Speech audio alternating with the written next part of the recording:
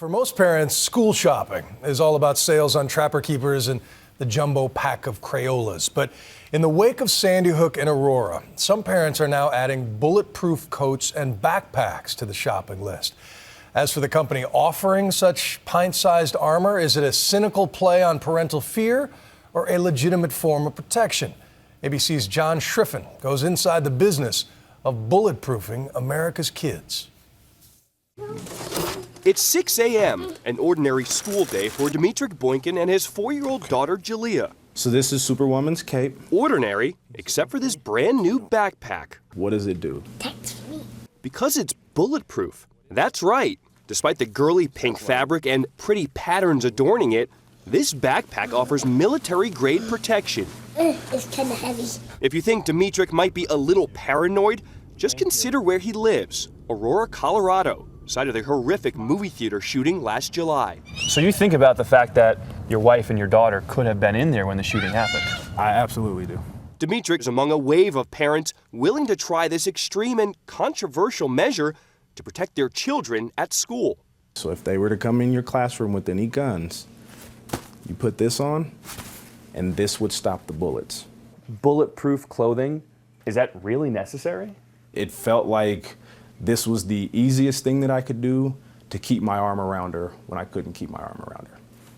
That anxiety has led to an emerging market for something most Americans would have never thought necessary: bulletproof clothing for children, from jackets to shirts to backpacks like Jalea's. It's flexible, lightweight. Tim Hogan is the COO of Elite Sterling Security, or ESS, which distributes the 3-pound backpack little Jalea will now carry to school.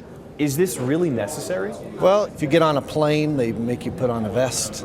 If you're taking a cruise, they make you put on a life vest in order to make sure that you're taken care of. We think this is just one more safety step. This is insane. I'm not going to treat it like a reasonable or realistic idea. But Lad Everett, a gun control advocate and parent himself, sees this as a disturbing sign of how the acceptance of gun violence is becoming the norm.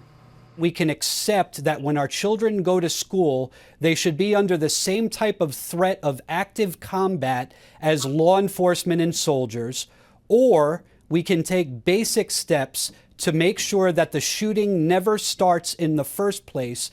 The company gets its backpacks from this man, Miguel Caballero, a master in the science of stopping bullets. We are at his factory in Bogota, Colombia. He is so confident in his products, he has a long-standing, if bizarre, tradition at the factory Juan Carlos. for new employees. So you are going to shoot him? Yeah, in a few minutes. And you're okay with that? I'm okay with that.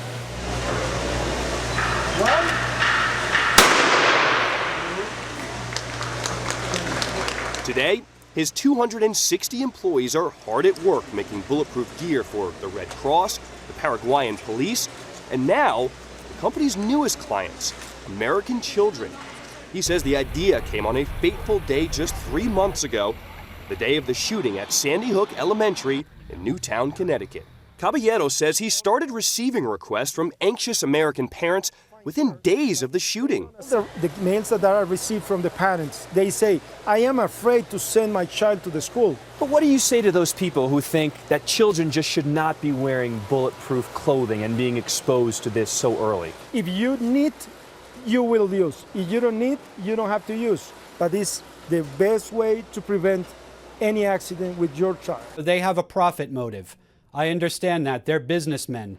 Everett says parents should be skeptical of these products and how effective they really are. If a guy walks in there with an AR-15 and multiple 30-round magazines and unloads more than 150 rounds in less than 5 minutes, how many kids are going to be saved by bulletproof clothing in that instance? Caballero says the quality of his products speak for themselves. He's putting 4 shots from this 9mm Glock straight into the backpack. We don't have any penetration.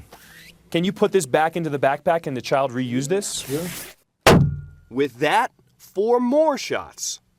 We now have 8 total shots into this backpack. 1, 2, 3, 4, 5, 6, 7, 8. 8 shots. Now we turn it around. 0, 0, 0, 0, 0, 0, 0. There is nothing on this side of the plate, which is actually against the child's body. Yeah. If the child is actually wearing this backpack on their back, what would they feel? They will feel like the punch Caballero's very first shipment of 150 units is on its way to the United States, and the line officially launched here last week.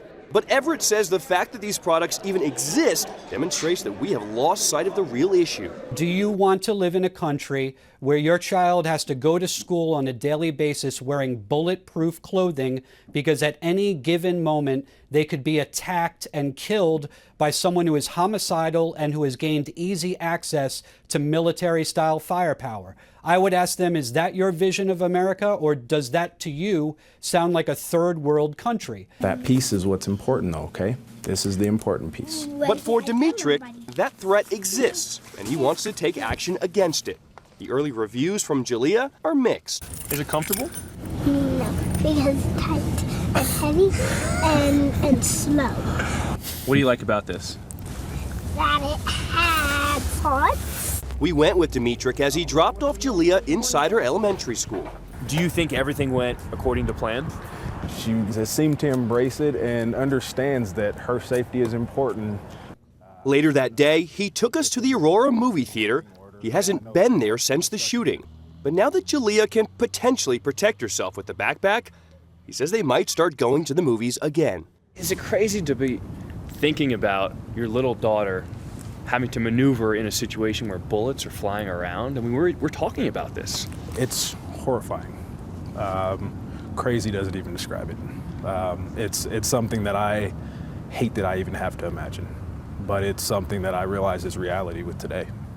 I'm John Schriffen for Nightline in Aurora, Colorado.